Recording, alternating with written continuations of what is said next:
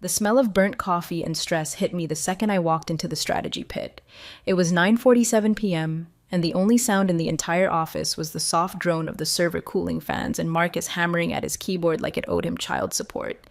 Dude looked like he hadn't blinked in 3 hours, shirt rumpled, sleeves rolled up, tie loosened just enough to say corporate martyr without screaming it. I'd seen this movie before. 10 years in strategy, and they still had him babysitting interns like it was some kind of hazing ritual. I dumped my bag onto the spare desk across from his and said nothing for a while. Just watched. His eyes flicked to me, one brow lifting like he was waiting for me to announce I needed help with the printer. I didn't. I just needed to not go home for a bit. Home was empty, and here at least the hum of fluorescent lights made it easier to pretend I wasn't drowning in regrets and to-do lists. He finally sighed and muttered, "You lost too," like we were stranded in a post-apocalyptic office depot. That's when they shuffled in the kid, Evan, no fanfare, just HR Karen whispering, "He'll be shadowing strategy for the week. Keep him busy." Like Marcus was a camp counselor and not the one guy who still remembered what our margin compression model actually did.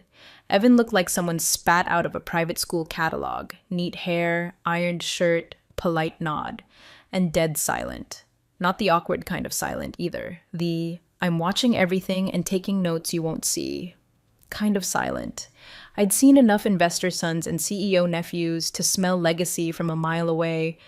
Marcus grunted, jerked his head toward a nearby chair, and went back to typing. Didn't even say hello. To be fair, he didn't have to. The kid didn't ask dumb questions. He just opened his laptop and started reviewing whatever was on Marcus's second screen like he was decoding ancient runes. 10 minutes later, he pointed out a misaligned figure on the Q2 burn rate slide, and Marcus didn't even look up when he corrected it. Just gave a half nod like he was surprised but too tired to show it. Oh, and by the way, if you've made it this far and you're already hooked, take a second to hit that like button and subscribe. Seriously, 97% of people watch these without subscribing, and it really helps the team keep bringing these wild stories to life. So go on, tap that little red button. We'll wait. All right. Back to the mess. By midnight, I realized something was off. Not with the kid, with the numbers. We were supposed to be prepping supporting materials for Rick's investor pitch, some vague 3-year growth roadmap with vision alignment and market synergy baked into every meaningless slide. But when Marcus pulled up last quarter's procurement data to plug into the baseline, I saw it. Line items that didn't make sense. Vendors we hadn't worked with in years suddenly active. Licensing costs that had doubled without explanation, and a recurring fee labeled System Optimization Assessment billed to a third-party shell I'd never heard of. I nudged Marcus. He frowned, pulled the logs, and squinted. That can't be right. Evan didn't say a word, but he was already pulling up historic spend patterns on his tablet like he'd been waiting for us to notice. The kid moved like someone who didn't need permission, just confirmation. Marcus leaned back in his chair and exhaled through his nose. They said just background filler, but this smells like someone's hiding bloat. I stared at the screen, then at him, then at the intern. Rick had told us they wouldn't read past the first few slides anyway. That's when I knew this wasn't just another week. This was going to be a long one. Rick always walked like the room was lucky to have him. Gelled hair, designer watch, fake tan still streaked from whatever Vegas airport lounge he'd gotten drunk in last weekend. He'd been here less than 6 weeks, already acting like he was single-handedly saving the company with vision boards and enough buzzwords to make a TED Talk cry. When he breezed into the 9 a.m. sync with that stupid grin and said, "I just need a light roadmap deck, background context, nothing heavy," I felt Marcus's jaw tighten 2 seats away. "Light," Rick repeated, flipping his hands like he was shaking off accountability. "Couple slides on projected growth, high-level stuff. Toss in some industry comparables, sprinkle a little optimism, just get us to the vibe." To the vibe. This man wanted to present to Ridgestone Capital, one of the most ruthless, data-obsessed investment groups on the eastern seaboard, with vibe slides. Marcus didn't argue. He never did. He just said, "Sure thing," in that same deadpan tone he used for "your coffee's burning" and "you forgot your kid at daycare." Rick clapped him on the shoulder like he was knighting him and strutted out, already shouting for someone to book the big boardroom. By lunch, the task list hit my inbox. Outline a growth projection for the next 3 years based on Nothing. No new product, no meaningful acquisitions, just some half-baked AI integration Rick mentioned during an all-hands that I'm pretty sure he stole from a TechCrunch headline. Marcus looked through the initial data packet and frowned. Didn't we divest from Laneport last year? He asked quietly, holding up a procurement chart. Fully, I said. April. Cleared the books. Then why are they still listed as an active vendor in Q3? I rolled my chair over, scanned the line.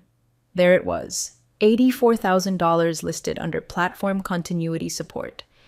Evan, who had been silent for the past 2 hours reviewing distribution chains, leaned over and tapped the screen. That entry code doesn't match any of their standard billing formats, he said. Calm, factual, creepy as hell. Marcus and I exchanged a glance. Rick's voice interrupted over speakerphone. Hey guys, just remember, it doesn't have to be bulletproof. They won't read past the first slide anyway. Big picture stuff, okay? Click. Marcus stared at the screen a long time before finally saying, he doesn't know who he's talking to, does he? It wasn't ego. It was the quiet insult of asking a surgeon to just draw smiley faces on an x-ray. The rest of the office emptied by 6 p.m. like usual. But we stayed, me, Marcus, and Evan, like some weird cross-generational think tank fueled by suspicion and caffeine. Marcus pulled up vendor contracts. I dove into historic trend reports. Evan cracked into archived invoice metadata like he'd been waiting his whole life for permission to go full forensic.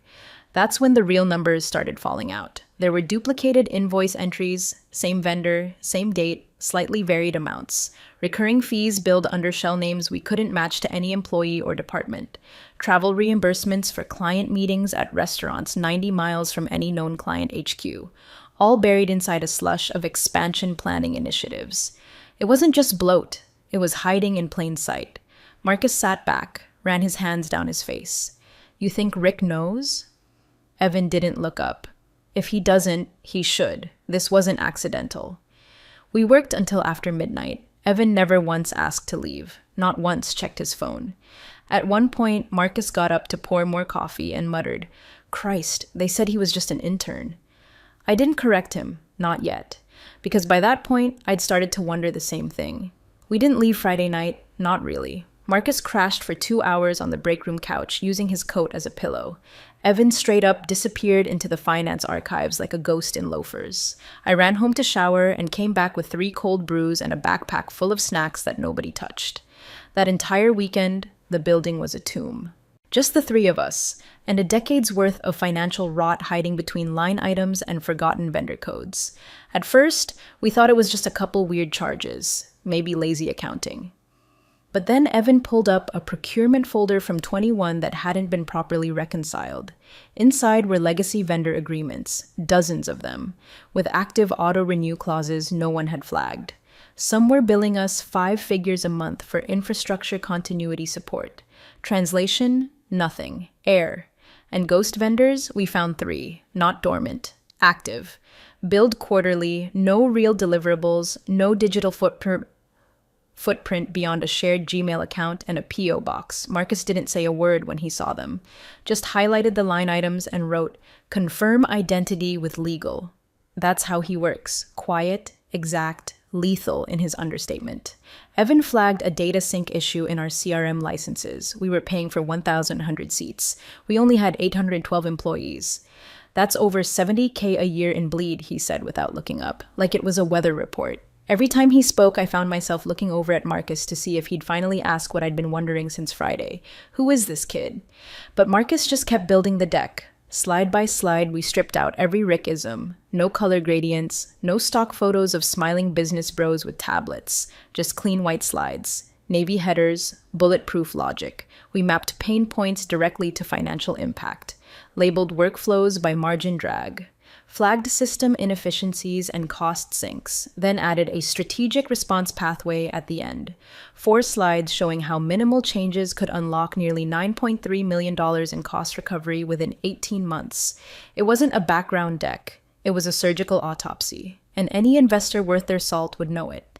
By Sunday night, we were cross-eyed and delirious. Evan was still in the same button-down shirt from Friday, sleeves rolled up, eyes red but steady. I caught him staring at the Ridgestone investor bios on his screen like he was memorizing them. I should have known then, should have asked. But I didn't. I just handed him the UB drive with the final version and said, "Back it up." He nodded. No questions. Just slipped it into his laptop like he'd done it 1,000 times before. At 8:06 a.m. Monday, Rick waltzed in like he was returning from vacation in Mykonos. AirPods in, sunglasses on. "Morning, team," he chirped, grabbing a kombucha from the communal fridge and popping the top with his teeth. Marcus didn't respond. I didn't either. Evan sat perfectly still, hands folded in front of him. Rick strolled over, clapped his hands once. "So hey, I figured I'd take a peek at that deck before we get in front of the money guys. Just do a final polish, make it sing." Marcus hesitated. For a fraction of a second, I thought he might say no, but then he just slid his laptop around and said, "It's in here. Final versions in the deck folder, labeled INV Final Clean." Rick plugged in his USB stick like he was blessing us with his presence. "Perfect. Appreciate it, Marcus. You're a machine." Evan didn't move. Rick scrolled for about 15 seconds before saying, "Yeah, might want to fluff this up a little. Feels a bit spreadsheety." Then he winked at me like we were co-conspirators in mediocrity. He left with the file. No one said a word.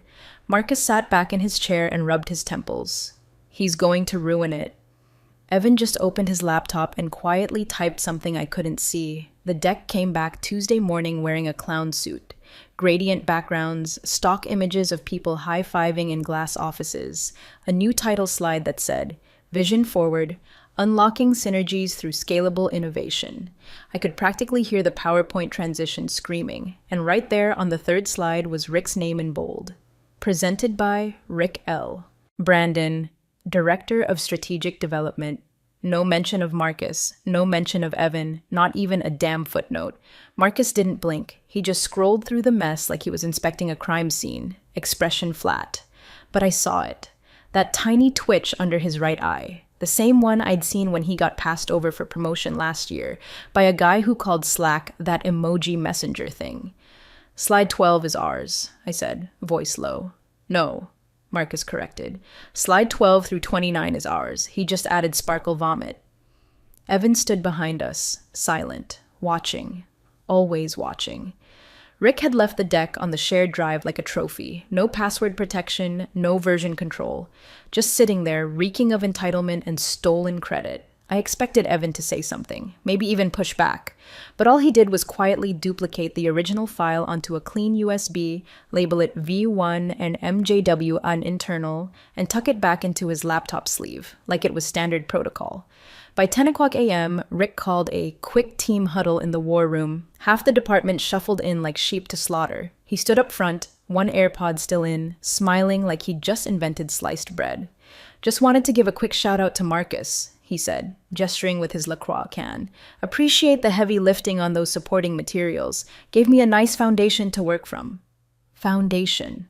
Like we poured the concrete and he built the Taj Mahal with motivational quotes. Marcus nodded, not out of agreement, out of habit. Years of corporate conditioning teach you that pushing back doesn't get you promoted. It just gets you replaced. Rick tapped the clicker, flipping through the deck he'd butchered. I added some thematic structure, obviously, and repackaged the insights into something a little more palatable. He paused for emphasis. "These investors aren't going to eat raw data, folks. They want story, sizzle, big picture hooks." He might as well have said, "I microwaved filet mignon and called it innovation." Nobody challenged him. Nobody ever did.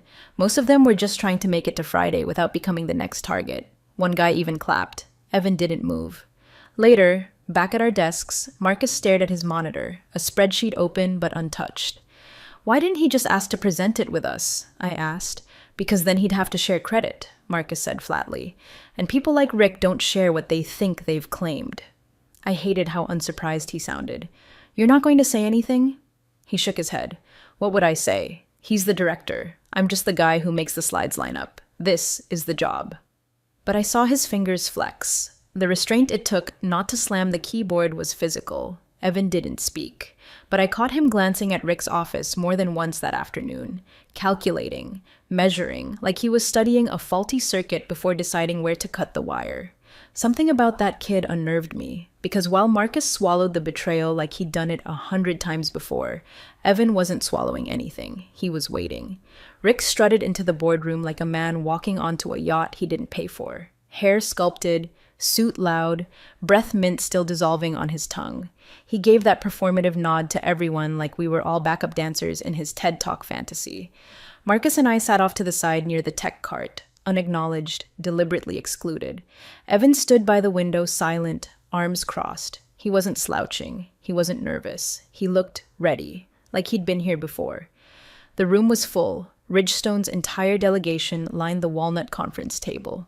Their logo shimmered across the monitor, minimal and severe. Suits, ties, tablets, no chit-chat, no fake smiles, just a dozen people waiting to see if our house of cards had any weight behind it.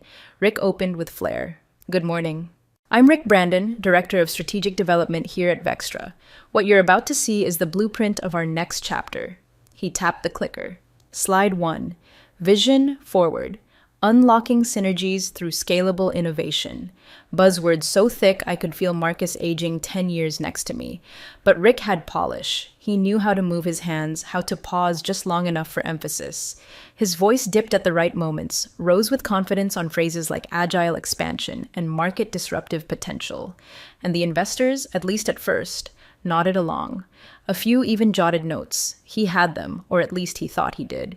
Then he hit the slides we built. The real meat. Cost reduction forecasts, margin lift through workflow automation, detailed vendor maps with layered timelines. He didn't understand them. Oh, he said the words, repeated the talking points we wrote, but he didn't understand them. He breezed past the nuanced projections like they were scenery, mispronounced 2 vendors' names, even made a joke about one of the ghost vendors being a legacy friend we just can't shake, not realizing the irony. Still, the room stayed quiet. Then came the close. Rick clicked to the final slide, a hollow bullet list titled Strategic Outcomes. The last bullet read, Growth, Vision, Momentum. I wanted to scream. He clasped his hands, smiled, and said, Happy to field any questions you might have. Silence. It stretched. I watched Marcus blink slowly, once, like he'd just registered how absurd the moment had become. I half expected someone to start clapping. Instead, Andrew Morrow, the lead investor himself, leaned back in his chair, fingers steepled, eyes locked on Rick with the kind of clinical detachment you reserve for a suspect who just lied on the stand. And then he turned his head, not to Rick, to Evan. Is that everything you found? No movement, no follow-up, just that one question, delivered with surgical quiet. The room froze. Rick's mouth opened slightly, then closed again. His face dropped half a shade in color. It was the look of a man who just realized the game was rigged and he wasn't holding the dice. I looked at Marcus. He looked at his pen like it had betrayed him. I'd never seen his hand shake before, not once, not in a decade of budget bloodbaths and C-suite backstabs, but it trembled now, just slightly. Evan didn't rush. He didn't smile. He just met Andrew's gaze and said, No, sir. We held back a few slides pending accuracy. I have them ready if you'd like to review. Rick turned like someone had slapped him. Excuse me, he sputtered. But Andrew didn't even look at him. Then let's see the rest, he said. And just like that, the presentation wasn't Rick's anymore. It never had been. Evan moved without hesitation. He reached into his jacket pocket, pulled out a slim black flash drive, and walked to the front of the room like he wasn't 20-something with an intern badge pinned to his hip. Like this wasn't supposed to be Rick's show. Like he belonged there, because he did, and we were all about to learn why. Rick tried to block him. Hold on, this isn't protocol, he said, half laughing, voice cracking at the edges. But Andrew Morrow didn't blink. Let him plug it in. It wasn't a request. Evan stepped around Rick like he was just another piece of office furniture and slid the drive into the conference laptop. The screen blinked. Rick's over-designed garbage vanished, replaced by a clean white slide. Title: Strategic Audit, Cost Recapture and Workflow Optimization, Internal Review. No flashy fonts, no fluff, just data. Evan clicked to the next slide. Vendor leakage, highlighted in red. Ghost accounts, mapped. 3-year projections, contractual duplications, licensing bloat, a workflow redesign that showed how we could regain over $9 million in wasted spend, painstakingly broken down across 15 departments. The room leaned in. You could feel the difference. This wasn't noise, this wasn't a sales pitch, this was blood work. Evan narrated, not presenting, calm, clinical, confident. This slide shows seat license inflation. As of Q2, we were paying for 289 surplus licenses across 5 platforms. Here's the usage audit to verify. Total annual overage, 73,440. He clicked. This page maps vendor redundancy across legacy systems. Most of these were auto-renewed without oversight after departmental reorgs. They've been billing us quarterly without deliverables. Clicked again. Slide 17 highlights what we call the crawl space, budget lines so low they avoid audit review but add up to 7 figures over time. Marcus sat stone still, not even pretending to breathe. I think he couldn't. Rick tried again, weakly. Okay, this wasn't vetted through legal. I don't know where this is coming from. It came from your department, Andrew said, voice calm. And you had your chance to vet it. You chose to show us marketing spin instead. Rick looked around for someone, anyone, to back him up. Eyes flitted from board member to board member. Nothing. Just a wall of stares. He'd lost the room. Andrew leaned back and steepled his fingers. Now we're seeing value. I felt the breath leave my chest like I'd been holding it for days. Marcus didn't move, but his jaw clenched. His name was still nowhere on the screen. Evan hadn't said a word about who built it with him. He didn't need to. Not yet. Because the point wasn't credit. It was correction, and the lie had just detonated. Rick made one last desperate lunge for control. I wasn't aware this was going to be shared, he said, voice lifting into that brittle corporate pitch people use when they realize the oxygen in the room isn't for them anymore. This was a draft, unvetted. The intern shouldn't even... Evan turned from the monitor, gaze level. You said they wouldn't read past slide 1. You could feel it. The words didn't hit hard. They hit precise. Surgical, quiet, no heat, just fact. And that made it worse. Because the room wasn't angry anymore. It was done pretending. Andrew Morrow shifted in his seat. Not forward, not backward. Just enough to signal one thing. We're done here. I know what you said to my son, he said, voice low and deliberate, and what you didn't do. Rick froze. For a moment, his brain clearly tried to reboot. Son? He looked at Evan, then at Andrew. Then back at Evan again, searching for a tell. Anything that would let him pretend this was all some misunderstanding. But the look on Andrew's face didn't leave space for negotiation.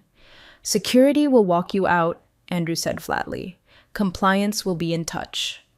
The words landed like final punctuation. A murmur of motion rippled across the table. Phones silenced, tabs closed, people shifting their focus from drama to strategy. Just like that, Rick stopped existing in the room.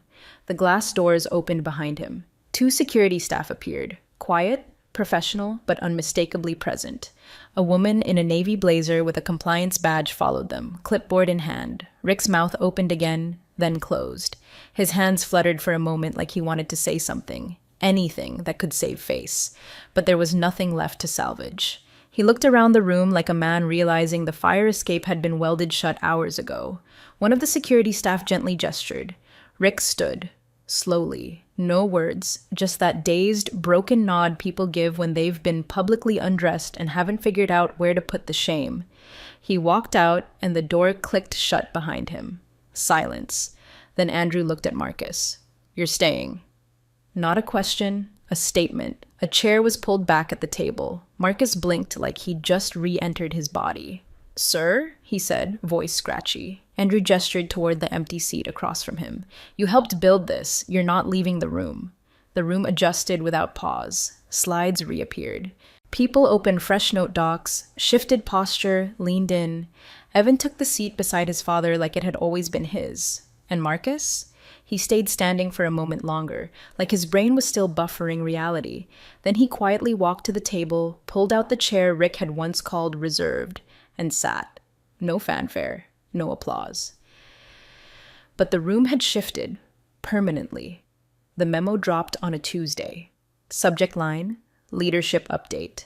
No adjectives, no farewell party, no hand-signed goodbyes or donut cart send-off.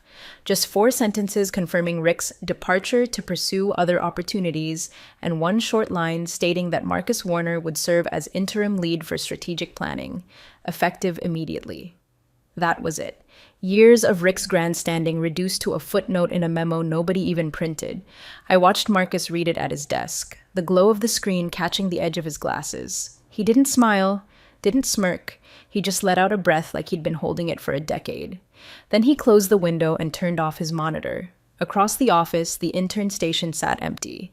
Evan's old desk, tidy, unused, untouched. Until that morning, his name had still been listed in the intern program roster. But now, just under the Ridgestone Company directory, he'd been reclassified. Strategic Liaison, Ridgestone Holdings, with a corporate badge to match, freshly laminated, clipped clean onto his blazer. It caught the light like a secret someone finally stopped hiding. We passed in the hallway around noon. He nodded. Still no unnecessary words, just a quiet look that said everything. We both know what happened. No need to narrate it. I nodded back, returning the favor. And Marcus? He finally moved into Rick's office. No announcement, no ribbon cutting. He just showed up early that Friday, coffee in one hand, worn laptop in the other, and walked straight into the corner suite Rick had always lorded over like it was a crown. No one said a word as he did it. He opened the blinds, adjusted the creaky chair, and sat down like he'd done it every day of his life. That chair had stayed reserved for years. Rick never let anyone sit in it, not even visiting VPs. He called it home base, like he was a war general and the rest of us were pawns on a dry erase board. Now it held someone who actually read the reports, who actually wrote them, who stayed late and kept receipts. Marcus didn't change the furniture, didn't bring in framed photos or a plant. He just stacked 3 yellow legal pads, opened the laptop, and got back to work. Like the win had already happened, and now it was time to clean up the mess. There was no victory lap, no whispered rumors or ego flare-ups, just peace. That strange, quiet peace that settles over you when the noise finally stops, when the weight shifts and no one else is trying to steal your name off the slide. For the first time in years, the floor didn't feel like a minefield. The air didn't hum with pretense. The silence was clean, not tense, just still. And as I walked by his open office door later that day, I saw Marcus sipping his coffee, staring out the window like he'd forgotten what the skyline looked like from that angle. Not proud, not gloating, just finally right. The boardroom felt different now. Same walnut table, same frosted glass. But it wasn't suffocating anymore. The air moved. The silence wasn't heavy with politics. It was focused, almost calm. For the first time in a long time, nobody was pretending to listen while texting under the table or waiting to hear their own voice bounce back from the walls. Marcus sat near the center, not off to the side, not by the tech cart, not supporting. He had a seat, his seat, and a cup of black coffee steaming gently beside a notepad already half filled with his tight, sharp handwriting. No title card, no fanfare, just a man who finally got to show up without shrinking. Evan stood at the front, blazer off, sleeves rolled up, pointer in hand. He didn't raise his voice, didn't sell. He just walked the room through the model they'd built. Lean, clean, quietly ruthless. Every slide landed like a stone skipping across calm water, precise, controlled, without wasting energy. He spoke with the same surgical cadence Marcus used. No fluff, no hype, just facts. The new team listened, actually listened. A few jotted notes. One VP leaned forward, genuinely curious. No one interrupted. No one layered in jargon to sound important. They'd learned what happens when style tries to outrun substance. At slide 15, Evan clicked to a projected 3-year plan. "This is where the excess dies," he said plainly, pointing to a visual burn-off chart. "And this is where we start building instead of patching." That's when Andrew Morrow looked at Marcus. Not a glance. A look. A held moment between people who've lived long enough to understand what it costs to do things right. He nodded once. "Let's build it right this time." Marcus didn't respond immediately, just stared at the screen a beat longer, sipped his coffee. It was cold, but he didn't care. The caffeine wasn't the point. The point was he was still here, not tucked away, not dismissed, not used, seen. He looked down at his notepad, drew a line beneath the last bullet point, and exhaled. Not from exhaustion, from arrival. No one clapped when the meeting ended. No one needed to. The work spoke for itself now. As the room emptied, Marcus lingered for a second, eyes tracing the Ridgestone logo on the wall. Same boardroom, same seat, same job technically, but not the same man. Not anymore. "I used to stay quiet because I thought no one noticed," he murmured to himself. "Turns out someone always does."